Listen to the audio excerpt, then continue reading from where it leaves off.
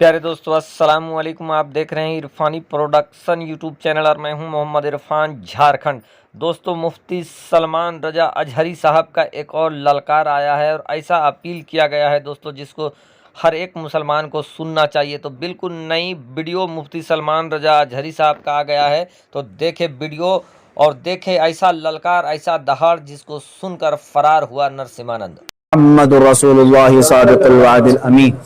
एक बार दुरूद पाक का नजराना पेश करें। अल्लाहुम्मा सल्लि अला सय्यिदिना मौलाना मुहम्मदिन मादनिल जुद वल करम व आलिहि व अस्हाबिहिल किराम व इब्निहिल करीम व बारिक व सल्लिम सलातन दाइमतन सरमदन अबदा।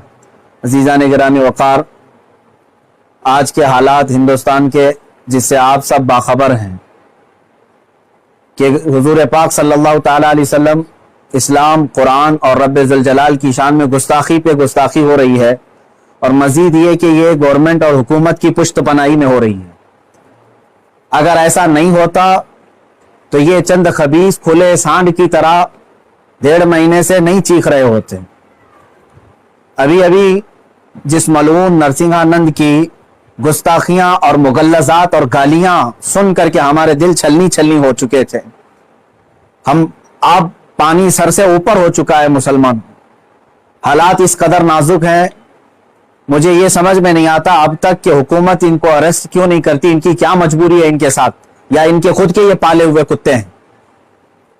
ये मुसलसल रोजाना वीडियो अपलोड करते हैं, क्या इनको पुलिस पूछती तक नहीं है कि तुम इस तरह सांप्रदायिक माहौल कर रहे हो, फितना फैला रहे हो, हिंदुस्तान में अमन अमान खराब कर रहे हो? इनको पूछने वाला भी कोई नहीं है।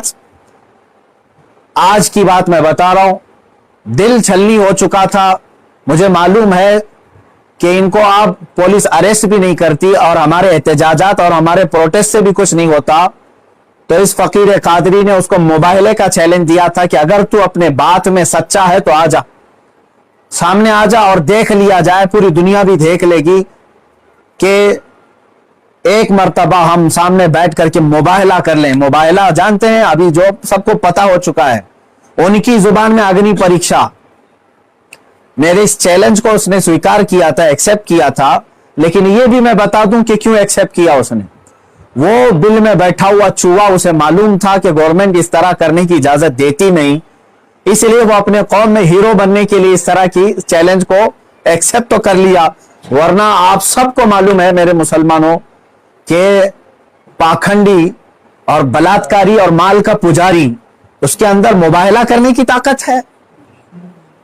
मुबाहला कर सकता है वो, उसका उसके खुद के दीन और धर्म से कोई ताल्लुक नहीं है। मैं ये चैलेंज के साथ कहता हूं, सनातन धर्म से भी उसका कोई ताल्लुक नहीं है। अब मैं जब बार बार उसको ललकारता रहा तो अभी जाकर के अब वो मेरे जवाब में कहता है, मौलाना मैदान छोड़ करके भाग रहा है, परमिशन की जिम्मेदारी मेरे ऊपर डाल रहा है। आप सब ठंडे दिमाग से सोच करके बताएं, परमिशन की जिम्मेदारी इसको ना दूं तो और किसको दूं? इसलिए कि ये इसके आज हुकूमत इसकी पुश्त पनाही में है और ये नाजायज औलाद में से है उनकी। सारी परमिशन वगैरह की जिम्मेदारी तो तुम्हारी हाथ में है ना, मुझे परमिशन की जरूरत नहीं है। इंशाअल्लाह अजीज, जिस दिन भी तू तैयार हो जाएगा मेरी आखिरी सांस तक, उस दिन भी मैं मुबाहले के लिए हाजिर हो जाऊंगा। उस दिन भी हाजिर हो, 1 इंच भी पीछे नहीं हटूंगा इंशाअल्लाह। इसलिए कि ये मेरे जुमले नहीं है, ये मेरे दीन की हक्कानियत है, ये रसूल पाक सल्लल्लाहु तआला अलैहि वसल्लम की सच्चाई है और कुरान पाक की अजमत है जो हमारे दिलों में कूट कूट कर भरी हुई है।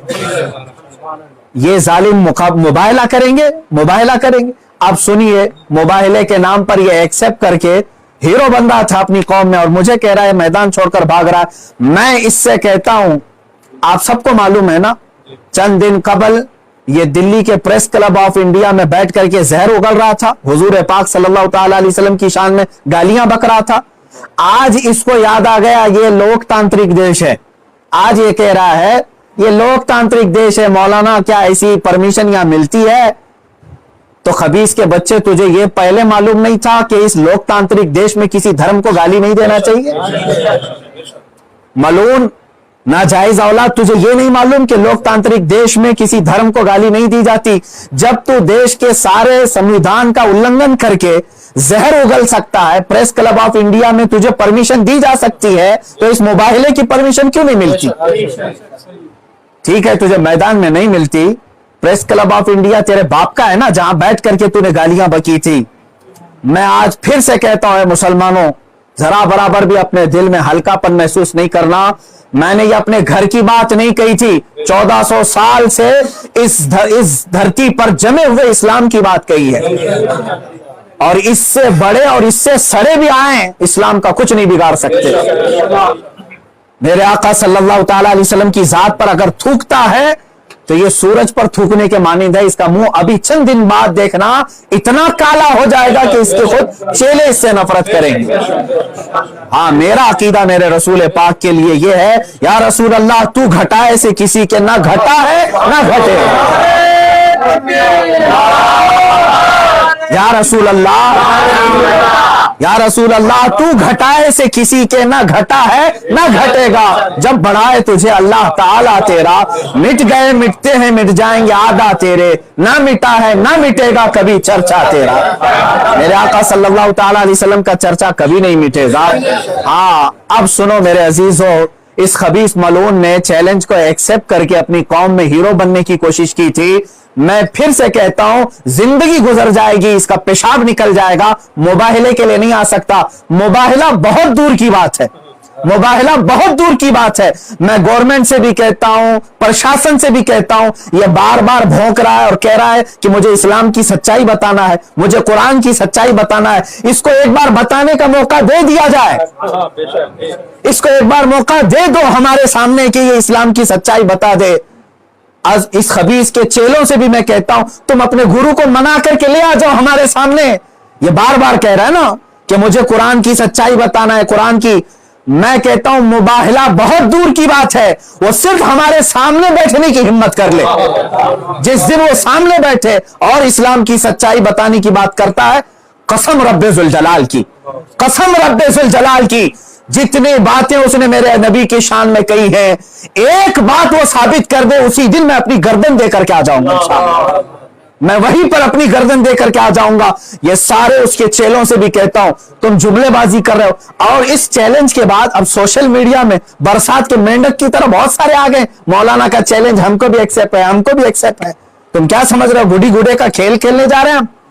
ये कोई खेल खेलने जा रहे? तारीख पढ़ लेना, पता चलेगा तुम्हें मुबाहिला कहते किसे हैं। अजीजान गिरामी वकार, आज दिल जल रहा है इसलिए मैं अर्ज कर रहा हूं, ये मुकाबले में नहीं आएंगे। फिर भी मैं कहता हूं, ये 17 रमजानुल मुबारक 30 अप्रैल आने तक ये जितने चेले भोंक रहे हैं, इसमें एक रामपाल का एक शिष्य है, कोई शागिर्द आया है, वो कहता है मोहम्मद आखिरी नबी भी नहीं है सल्लल्लाहु। ऐ मुसलमानों, इसने खत्मे नबुव्वत पर भी डाका डाला। वो कहता है रामपाल आखिरी नबी थे, मैं साबित करता हूं और चुनौती को स्वीकार करता हूं। ये सारे पाखंडी एक साथ आ जाएं, एक साथ आ जाएं। और गवर्नमेंट से फिर मैं कहता हूं, अब ये बात बहुत बढ़ चुकी है, मीडिया वाले भी मजाक ना समझें, इनको साबित करने का मौका दें और हम हानि के लिए तैयार हैं। मैं एक नहीं, हिंदुस्तान की 11 बड़ी खानकाएं मेरे साथ खड़ी हैं और तकरीबन 100 उलमाए अहले सुन्नत और मुफ्तियान इज़ाम अभी इसी वक्त दिल्ली आने के लिए तैयार। मेरे अजीजों, ये कोई खेल की बात नहीं कर रहा हूं। अल्हम्दुलिल्लाह 100 तो मैं अपने लिस्ट में रखा हूं, हजारों की तादाद में यहां पर अपनी जान लुटाने के लिए तैयार। ऐ मुसलमानों, अब पानी सर से ऊपर हो चुका है। अब ये 30 अप्रैल और 17 रमजानुल मुबारक की तारीख मैंने ऐलान तो किया, और ये बार बार इसको हल्के में लेकर मजाक उड़ाते। आज भी ये कहता है कुरान को गुंडों की किताब, कुरान कहता है वायरस है, कुरान को कहता है गंदी किताब। कहां मर गया तुम्हारा जमीन, कहां मर गया? मुसलमानों, मैं अब आपसे कहता हूं, इस तारीख को मेरे 3 ही ऐलान होंगे, मुझे पहुंचने दिया जाए, मुझे पहुंचने दिया जाए। उससे पहले अगर गवर्नमेंट या इनके कोई भी दबाव में आकर के अरेस्ट करते हैं, उसी दिन समझ जाना है मुसलमानों, इस्लाम की फतह हो चुकी है।